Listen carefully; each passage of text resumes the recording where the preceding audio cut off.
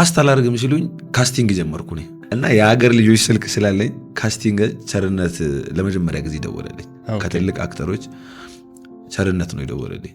ካስት አለው እሱ ጋር ልጆች አሉ ተብሎ እኔ ጋር ሲደውል ለጥላዬ ፊልም ቤት ብር የለኝም የታክሲ 4 ብር አገኘውና በባስ መጥቼ መገናኛ ላይ ቆምኩ።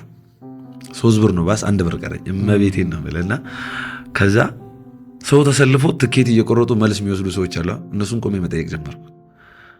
ስጠኝና ምን ያልኩ ባስተራ ላይ በጣም በቃ ከዛ 2 ብር አገኘውና በ3 ብር ከእንደገና ፒያሳ ደረሱ። ከአባዶ ነበር ያኔ የምኖረው። ከዛ ፒያሳ ላይ ቸሬን አገኘሁት። ከዛ ካስቶችን እንዳመጣ ይዣቸው የት መሰለህ ከአዲስ አበባ ውጭ ነው ቀረጻው። የዛ ጊዜ ለእነሱ የሚሆን የመኪና ኮንትራት ብር ሰጠኝ። ከዛ በዛ ብር ልጆችን እዛ አደረስኩ።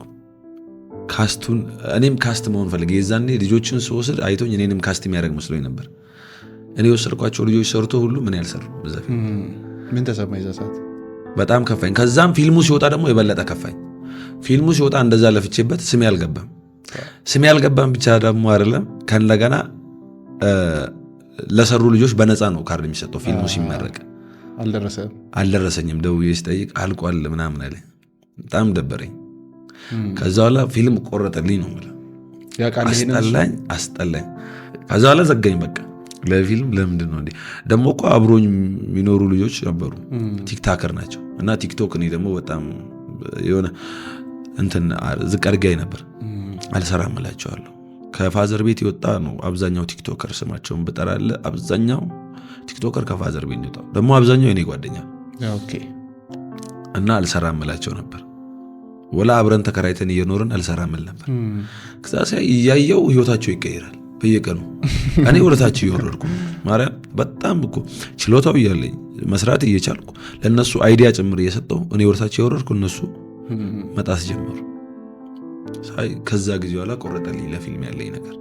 የባባ ፊልም አሁን የወጣው አጨብጭቡለት ላይ ከባዱ አጨብጫቢ ነኝ። እዛ ፊልም ለፊት ላይ ቆሜ ብዙ ፊልም ላይ ኮርሻለሁ። እንደዚህ በጣም ብዙ ፊልሞች ላይ ኮረስ የሚባል ነገር አለ። የሆነች ልፍ ብለህ 100 ብር ይሰጣል። እንደዛ በጣም ለፍቻለሁ እና ከዛ በኋላ ቆረጠልኝ። ወደ ቲክታክ መንደር ቲክቶክ ላይ ስትገባ ይሄን ነገር አድግበታለሁ በደንብ ያሳድገኛል ብለህ ወስነህ ነው የገባኸው ወይንስ እስኪ ልሞክረው እስኪ እኔም እድሌን ልይ ምናምን ብለህ ነው የገባኸው? እንዴት ነበር የጀመርከው? ልሞክር አይደለም የሆነ ነገር ላይ ስገባ ቆርጬ ነው የምገባው እኔ። ስለዚህ በደንብ ልሰራበት ነው የገባኸው? እንደምሰራበትም የተሻለ አቅም እንዳለኝም የሆነ ቦታ እንደምደርስም አውቃለሁ።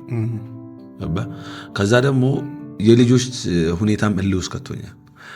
ከኔ ጋር እየኖሩ የነበሩት ቲክታክ ላይ ሲገቡ ጸባያቸው ተቀየረ። ዝናው ሲመጣ እነሱ 200,000 300,000 ሲገቡ አመላቸው ተቀየረብኝ። ስልኩን ላይ አያነሱም፣ ቀጥረው ይጠፋሉ ከፈለጉና በቃ እንደዚህ ከሆነ ምናምን እልህ ውስጥ ከተተኝ በጣም ያም ነገር አናደደኝ። ከዛ እዚህ ጋር ገብቼ እንዴት መስራት እንዳለብኝ አሳያለሁ። ከሲስተር ጋር ነበር የምኖረው። እሷንም እንዳላስቸግራት እንደዚህ አርት ስራ በጣም ያሳከካል። ካንተ አልፎ ቤተሰብን ችግር ውስጥ ይጥላል። በተለይ ደግሞ እንደኛ አይነት እንትን ስትሆን ቤተሰብን ማስቸገር አትችልም። በአዲስ አበባ ኑሮ እዚህ ደውለ ቤት ኪራይ ላኩ ምናምን ልትል አትችልም። ሰርቫይቪንግ ጥያቄ ራስን ነው የምትወጣው። ስለዚህ ራሴን መቻል ነበረብኝ። ከዛ በጣም ስትሮንግ መሆን እንዳለብኝ አመንኩ። ብቻ ተከራይቼ ወጣሁ። ሰሚት ላይ ማቆም ሰው የለም። አዲስ ሰፈር ነው። ብስራተ ገብርኤል ሲመጣ በጣም ቻሌንጅ ነበር። የምትበላውን እስክታጣ ማለት ነው። ቤትም በቃ አትውጣ እያሉኝ ከሲስተር ጋር ስለወጣው በቃ መቻል ነበረብኝ። ምንም ብጠይቃቸው ነገር የለም። ስፖስት አንድ ቪዲዮ በፖስት ቁጥር የተለየ ለውጥ ነው ማለት ነው። እያንዳንዱ ቪዲዮቼ ቫይራል ነበሩ። እኔ 500,000 እስክገባ ድረስ በቃ ብዙ ቻሌንጅ ነበር። 500,000 አሁንም እላለሁ ቲክቶክ የሚሰሩ ልጆች 300,000 400,000 በቃ በጣም ቆዳቸውን መወጠር ይጀምራሉ። በጣም ዝነኛ እንደሆነ ያስባል። አይደላችሁም? ገና ናችሁ። ይወጣላችሁ። የሚሰማው ጉድ የለም። የማዘርን ስልክ ላይ ያነሳ ይችላል። የሚፈጥረው ተጽዕኖ ነው። እኔ እግዚአብሔር እድሉን ሲሰጠኝ ይሁን እንጃ እንትን እንዳልኩ ትልልቅ ሰዎችን ማግኘት ጀመርኩ። ከትልልቅ ሴሌብሪቲዎችን ቪዲዮዬም በጣም በ100 ሺህ እያለው ቫይራል ነው መሰለኝ። ትልልቅ ሰዎች ሲያገኙኝ ያቁኛል እና በቃ እኔም ደግሞ ከመጠየቅ ወደኋላ አልልም እና የሚመክሩት ምክር ያሳለፉት ላይፍ እንዴት ነው የተቆጣጠራችሁት ዝናችሁ? ለብዙ ነገር ጠቅሞኛል። ያ ነገር ደግሞ ለብዙ ነገር ከነገሩ ውስጥ በጣም የጠቀመ አንዱ በጣም የጠቀመኝ አንደኛው ስለ ዝና የነገረኝ ነገር ዝና አረፋ ስትመታው እንትን ይላል አይደለ? አረፋነቱ ወደ ላይ ይወጣ ይመጣል፣ ስትተው ወደ ውሃነት ይመጣል። ዝና እንደዛ ነው አለ። ስትሰራ በጣም በቃ ካንተ ውጪ የሚታወቅ ያቆምክ ቀን ነው ሰው እንደ ኖርማል ሰው ማየት ሲጀምር ነው መታመም የምትጀምረው። የቀወስክ የምትመጣው ያኔ ነው። ያበድክ የምትመጣው የሆነ ሰዓት የሰጡትን ፍቅር ይነሳሉ። አረፋን መምታት ማቆም የለብህም ማለት እና እኔ ዘላለሁ እንደ ቪዲዮ በየቀኑ ነው ቪዲዮ ፖስተው ማለት ቲክታክ ላይ እንዲ ኮንተንት እየሰራ ኖርማል ክሬቲቭ ኮንተንት እየሰራ በየቀኑ የሚለቅሰው አያጋጥመኝም። በየቀኑ እሰራለሁ እኔ በየቀኑ። በጣም ጥቂት ናቸው በየቀኑ ያደርጉት። የለም 10 አጥራ። ስለዚህ በየቀኑ ቀርጻለሁ፣ በየቀኑ ለቃለሁ። አረፋን መተ ማቆም የለብህም በቃ መተወለው በየቀኑ አረሳም። በቃ ለኔ የሚጠቅመኝ ምክር ያ ነው። ከዛ ደግሞ ምን አለኝ ከምንም በላይ ኦዲየንስ ክብር ነው አለኝ። የሆነ ጊዜ ኦዲየንስ ምንም ያደርግ አሁን ሙዚቀኛ ነው አሁን ያን የሚነግረኝ እኛ መድረክ ላይ መጥቶ እየሳመ በምራቁ እዚህ ጋር በቃ ሰክሮ እየተንዘባዘበ እንትን ሲል እናቅፈዋለናል። ኦዲየንስ በጣም ክብር ነው። የፈለገ አይነት ሪያክት ቢያደርግብህ የፈለገ ቢሆን ዝም ብለህ ተቀበሏል። አድናቂዎችን አክብር በህይወት።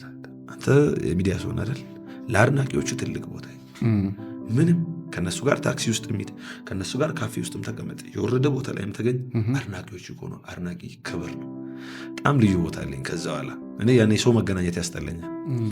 ከትንሽ እንትን ስል በቃ ዳሽ ነው የምላቸው ሰዎች ሁላ ብዙ ነገር አስተማሩኝ እነዛ ሰዎች።